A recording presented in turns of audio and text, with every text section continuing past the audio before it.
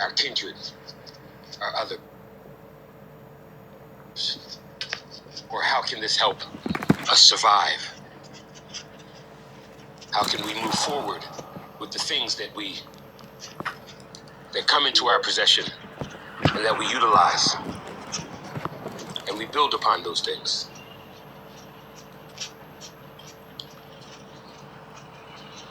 I wanted to do a reflection about the judgment seat of God, about the judgment seat of the divine, the authoritative nature that allows the principles of God to be adhered to be acknowledged, to be ventured upon, to help us and guide us transform ourselves, to help us transform others. This higher place of consciousness, as it works through those that perceivably or seem to be lower or at a graduated state from that which is on high, from that which is above. And as these things manifest downwardly, we can see their reflection in nature. We can see their reflection in the images of man. We can see those things as they mold and fold themselves and transform their energies, as we see a seed transforms its energy into a tree.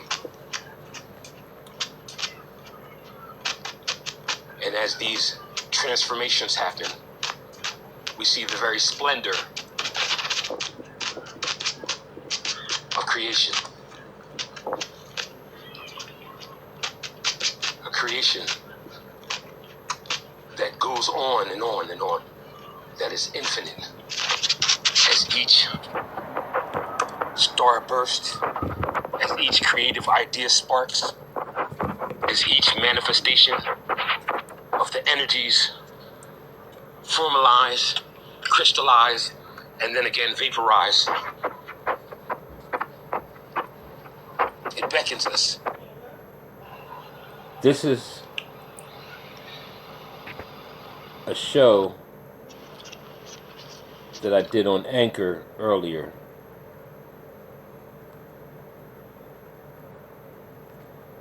That I'm trying to, or I'm playing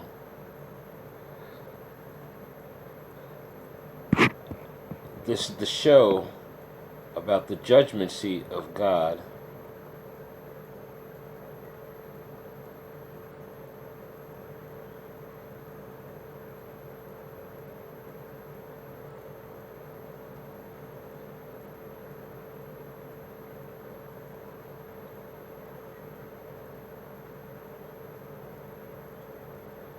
Files allowed, notifications installed, open. It is.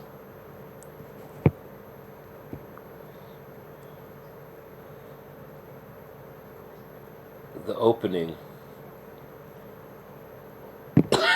of the third eye.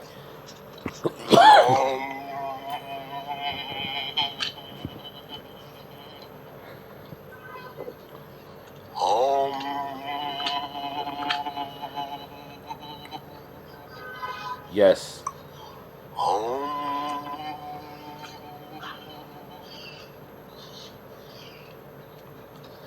The opening. The opening of your mind. The opening of your mind comes through consciousness. As that consciousness perceives, an analyzation or a judgment comes. That judgment, through the eyes of man, allows him to waver and ponder upon the things that come into his awareness. he reflects on these things. In his reflection, his mind goes into the process of thought. And as those thoughts process, various references are made. Various things come to his contemplation. And as he dickers upon these things, as he thinks about these things, as he ponders and reflects, great wonders may come into his mind. As he wonders about these things, a wonderment may come, an idea may present itself, or he may be at awe at what he is witnessing.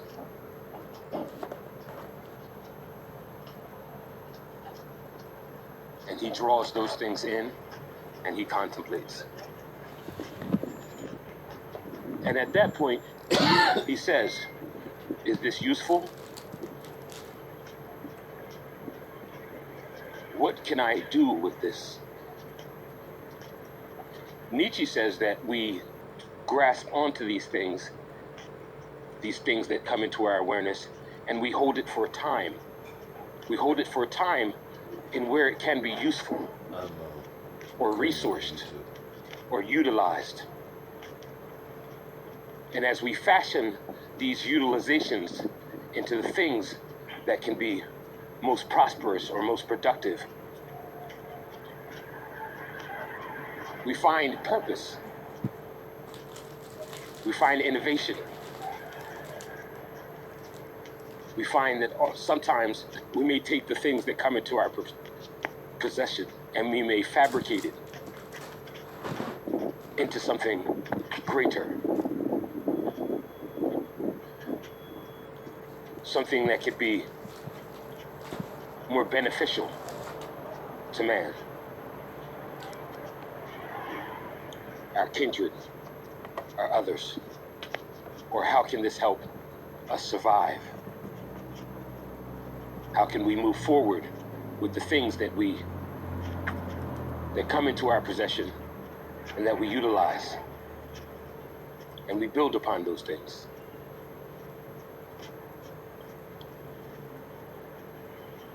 I wanted to do a reflection about the judgment seat of God,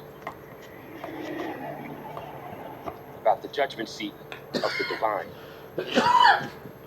the authoritative nature that allows the principles of God to be adhered to be acknowledged, to be ventured upon, to help us and guide us transform ourselves, to help us transform others. This higher place of consciousness, as it works through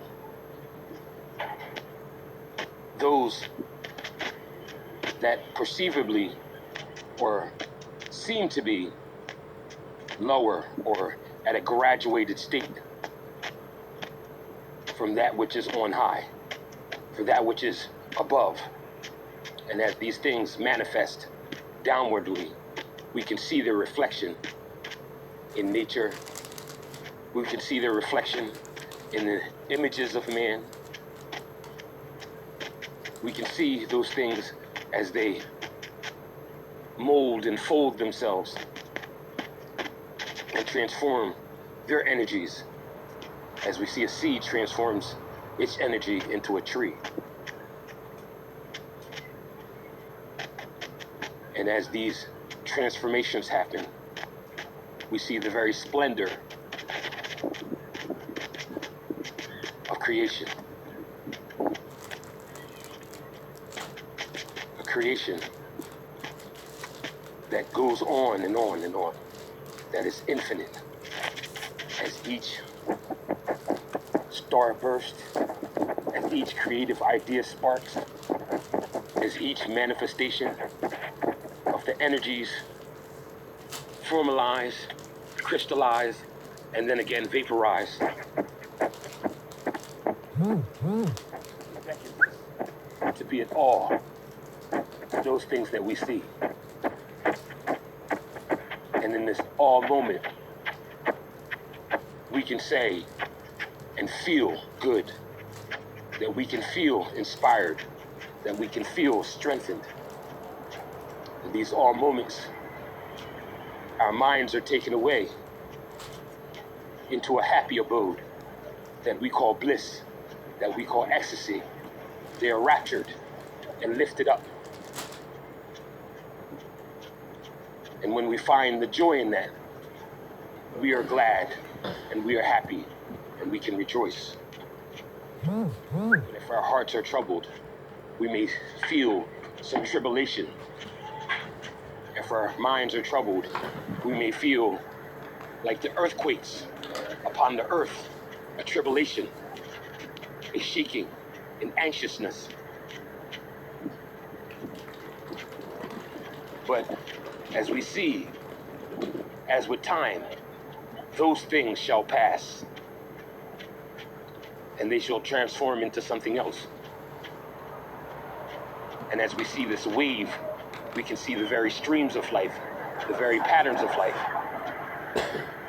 As we see the toggling and the toggling of these great streams of energy, we too, when we can be synchronized with that energy, we feel a part of this great wholeness, and we see the wavering of this great wholeness, and we say that this too is good, because we know that though we may have fear, though we may have tribulation, though we may go through these things that challenge us, this too shall pass.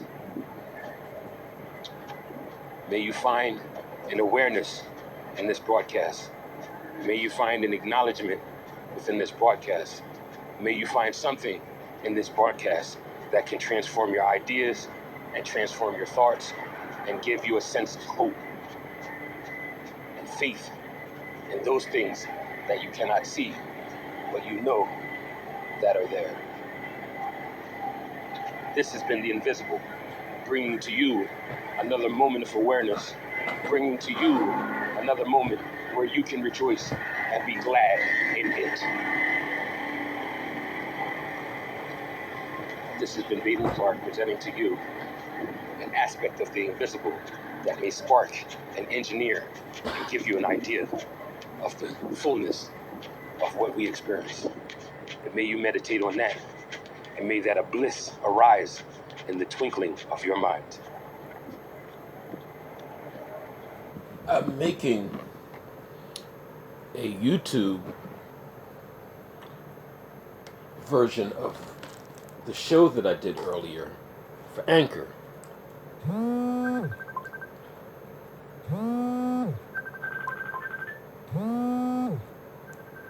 I'm using it so that I can bring an awareness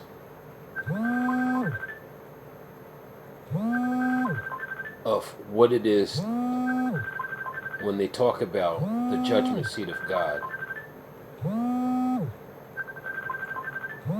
or when a higher consciousness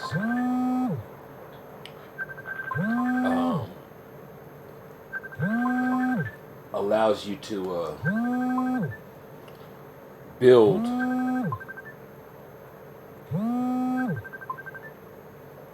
and become more aware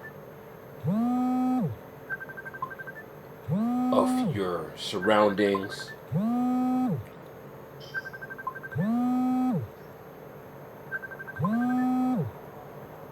or helps you become more aware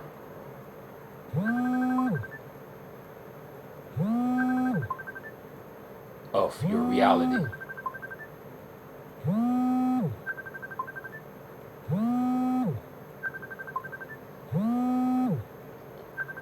Because people are sometimes challenged with their reality, their awareness, their states of consciousness. And so I'm creating a radio show to give an idea or a conversation or a dialogue or what you might know as a talk about the various stages of consciousness.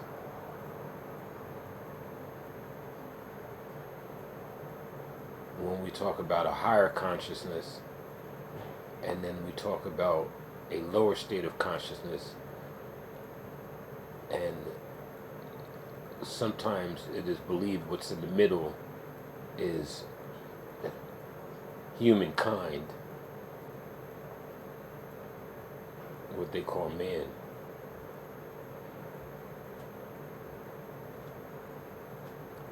And it's interesting because in Buddhism, when they talk about, they say that man is the perfect stage of consciousness because he has an awareness about evil and he has awareness about goodness and he has the ability to renew himself and transform himself based on that awareness.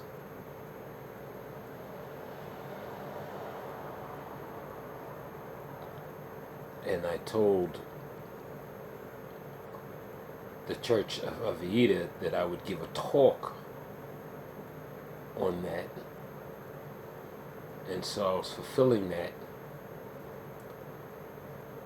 in presenting what the judgment seat of God is, or Dios.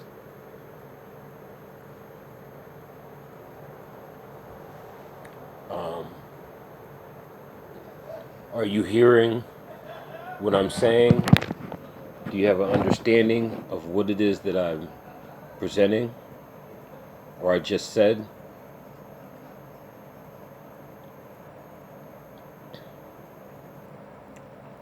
Or what you call the divine?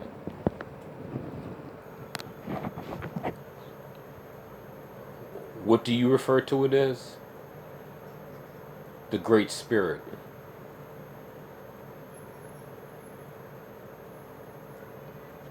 But whether somebody calls it the Great Spirit or they call it Jehovah or the divine, you ever hear that statement, a rose by any other name would still be as sweet?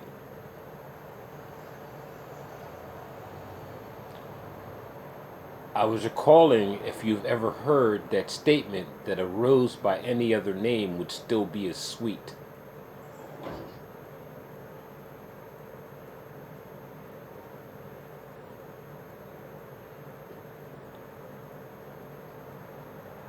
Why do you say no?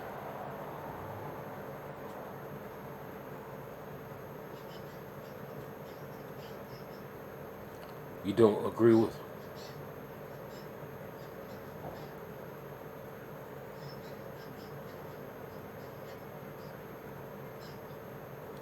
Well, what if somebody's speaking a different language? Would they call it a rose? Or would they call the essence Rosetta?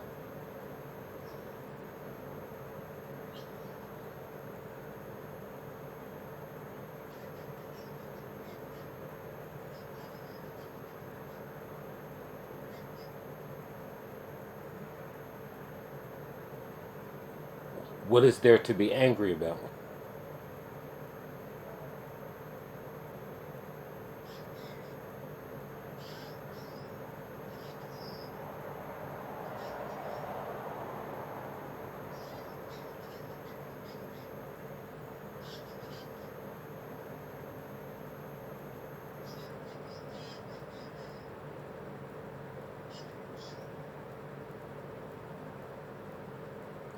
So what is it that you think that I call it?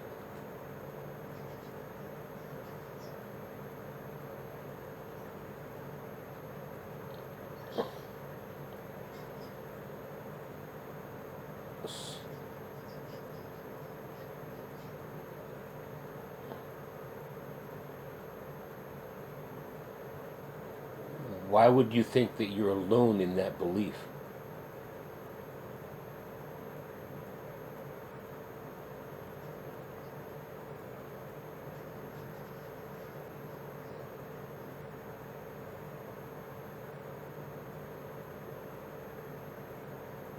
But you think my belief is different than your belief.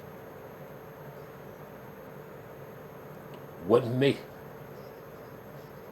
what is what is my God? What are you talking about?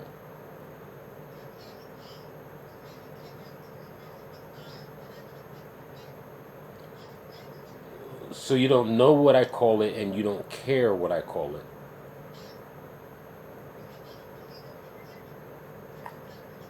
What do you think my religion is?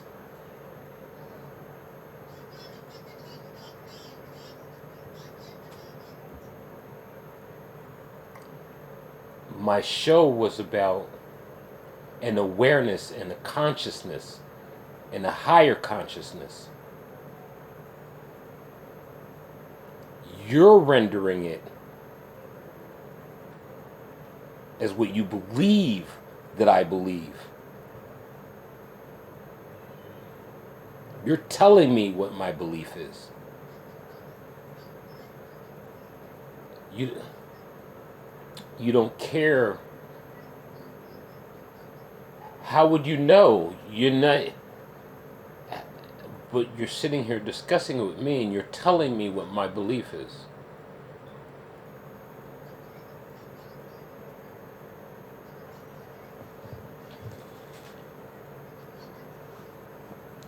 Okay. All right, then I'll do that.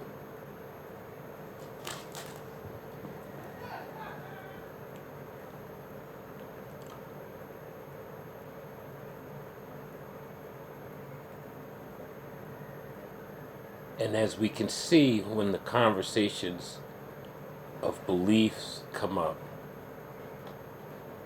that oftentimes when people close themselves off in wanting to listen to what it is that's being communicated or what it is that's being shared, that a mind arises in them that there are differences. But when we can let go of those differences and realize that what somebody sees as a great spirit, or somebody gives it a name based on their understanding of what it is they're perceiving or they're seeing, then when that name is given, it challenges others to think that they don't have the same belief.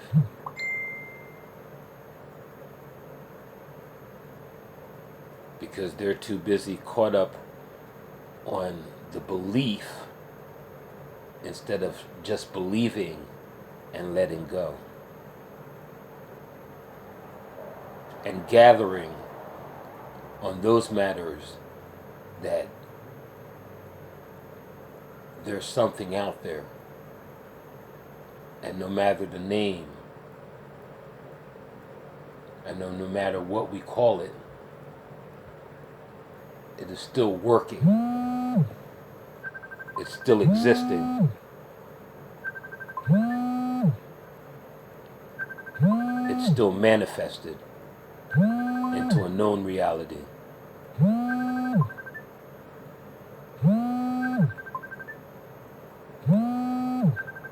And with that, there is clarity.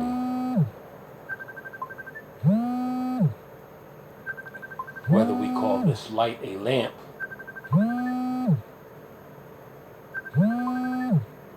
or we call the sun a lamp,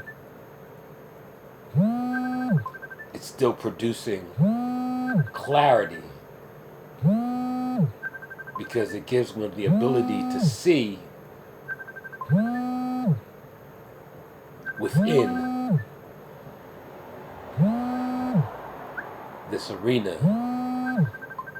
But if that light is blocked or turned out, we can still see the various forms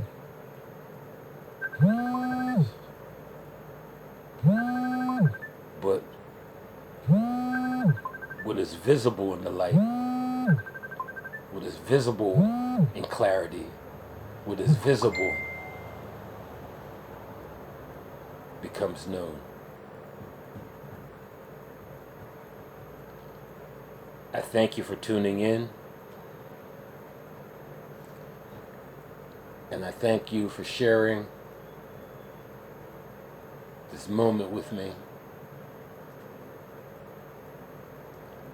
And may you come in to that clarifying state of consciousness that gives you an awareness.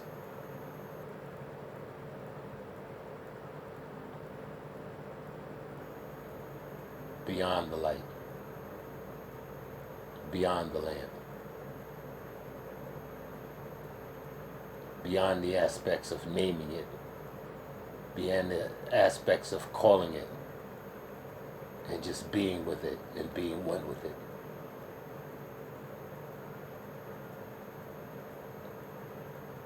So that you too can be at oneness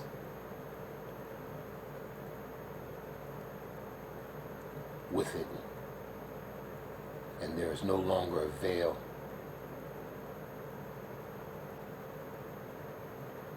There's no longer anything hidden.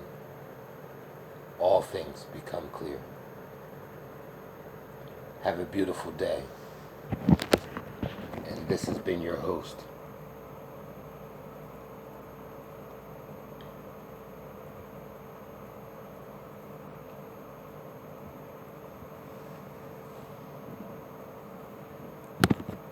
Receive it, enjoy it, and be blessed.